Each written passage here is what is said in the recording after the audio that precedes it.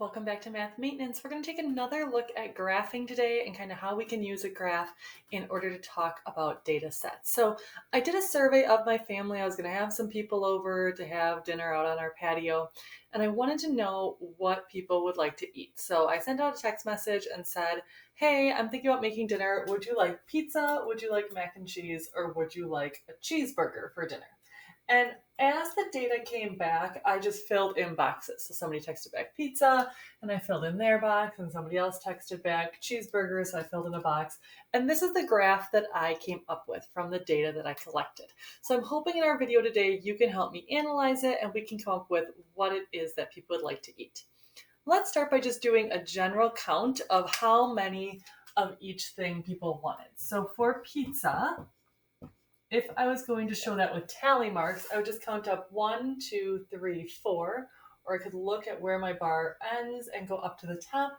So pizza had 4 counts, or I could write the number 4. Mac and cheese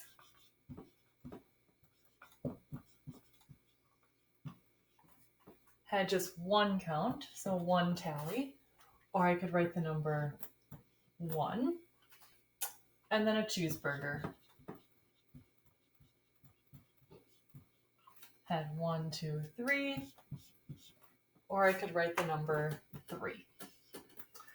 So I now have my data represented in 3 different ways. I have my tally count, I have my bar graph, or I have just a number value, a numeric value over on the side.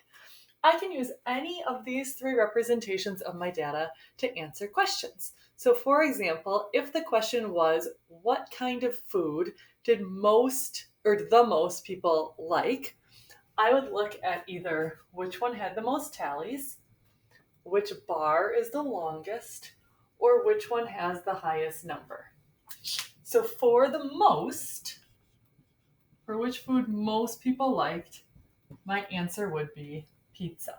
4 tallies, 4 bars, or the number 4. If I wanted to know what food was the least popular of those 3 options, I could look for the lowest number of tallies, the shortest bar going in my bar chart or my bar graph, or the lowest number in my numeric value. That answer would be mac and cheese. If I just wanted to know how many people I surveyed all together, so what's the total number of people, I would have to count up all the tallies, all the boxes, or add together my 3 totals over here. So I could do 4 plus 1 equals 5, plus 3 equals, we have data from 8 people total. I could also write comparative statements. So I could write something like,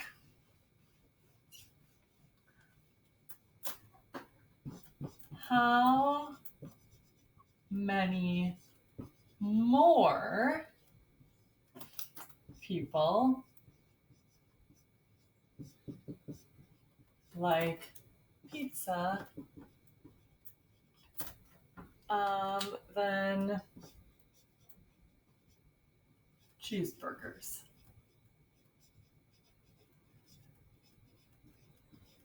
Now I'm being asked to compare 2 things on my chart. I'm being asked to compare pizza, which had 4 people, and cheeseburgers, which had 3 people. And it wants to know how many more people liked pizza than cheeseburgers. So I would have to do 4 minus 3, and I would just get that one more person wanted pizza than wanted cheeseburgers. It was a close race between those 2. Today you're going to do exactly what I just did on the board on 2 practice pages. So you have 2 horizontal side-to-side bar graphs and then some follow-up questions to go with them that'll use the data up above. So you have 2 of those to practice on. Your digital practice today is to use the link provided to you, and then on there you can choose whether you want to practice bar charts or tally marks. So you'll choose an icon, and then it'll take you to an activity specific for that kind of number practice.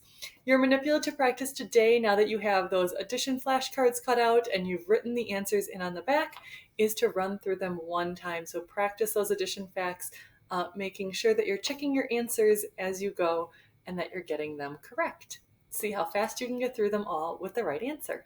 Good luck.